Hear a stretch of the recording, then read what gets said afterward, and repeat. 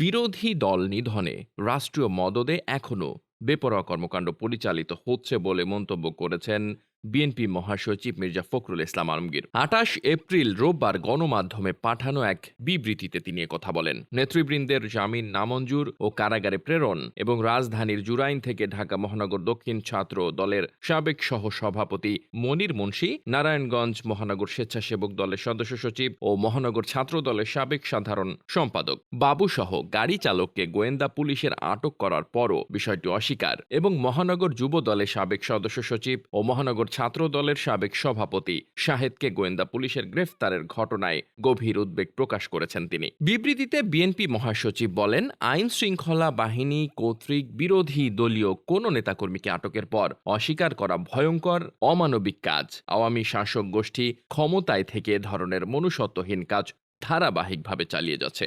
রাষ্ট্রের মদদে এখনো বিরোধী দল নিধনে বেপরোয়া কর্মকাণ্ড পরিচালিত হচ্ছে। ৭ জানুয়ারি ডামি নির্বাচনের পর অবৈধ আওয়ামী সরকার নিজেদের অস্তিত্ব টিকিয়ে রাখতে ভয় পাচ্ছে, তাই অজানা সংকটে সবসময় উদ্বিগ্ন থাকছে তারা। এর ফলে গুম, গ্রেফতার, মিথ্যা মামলা ও বিচার বহির্ভূত হত্যার মতো নিষ্ঠুর কাজ অব্যাহত রেখেছে তারা। তিনি বলেন, বিরোধী দল শূন্য না করলে দেশে নব্য বাকশালী শাসন ব্যবস্থা কায়েম করা সম্ভব নয় বলেই বিরোধী দল ও মত প্রকাশের স্বাধীনতাকে সম্পূর্ণভাবে হরণ করতেই ধারাবাহিকভাবে বিএনপি এবং এর অঙ্গ ও সহযোগী সংগঠন সহ বিরোধী দলের নেতাকর্মীদের অদৃশ্য করা হচ্ছে। উল্লেখিত নেতৃবৃন্দকে গোয়েন্দা পুলিশ কর্তৃক আটকের পর অস্বীকারের ঘটনা নিঃসন্দেহে অশুভ উদ্দেশ্য প্রণোদিত।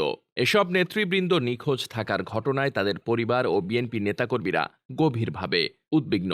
এছাড়া নারায়ণগঞ্জ মহানগর যুব দলের সাবেক সদস্য সচিব শাহেদকে ডিবি পুলিশ কর্তৃক গ্রেফতারের ঘটনার তীব্র নিন্দা ও প্রতিবাদ জানিয়ে অবিলম্বে তার নিঃশর্ত মুক্তির জোর আহ্বান জানান মির্জা ফখরুল। মির্জা ফখরুল বলেন, ডিবি পুলিশ কর্তৃক আটককৃত উপরোল্লিখিত নেতৃবৃন্দকে অবিলম্বে জনসম্মুখে হাজির করার আহ্বান জানাচ্ছি, কারণ তাদেরকে সরকারের এজেন্সিগুলোই তুলে নিয়ে গেছে। তিনি আরো বলেন, জনগণের ভোটে নির্বাচিত নয় বলেই আওয়ামী গণবিচ্ছিন্ন সরকার বিরোধী দল ও মতের প্রতি শ্রদ্ধাশীল নয়। আওয়ামী ভয়াবহ দুঃশাসনে সমগ্র দেশটাই এখন জুলুমের নগরীতে পরিণত হয়েছে। তবে দখলদার আওয়ামী ফ্যাসিস্ট সরকারের ভয়াবহ দুঃশাসনে ক্রোধান্বিত হয়ে উঠেছে জনগণ। আওয়ামী অবৈধ শাসক গোষ্ঠীর পতন না হওয়া পর্যন্ত জনগণের আন্দোলন থামবে না।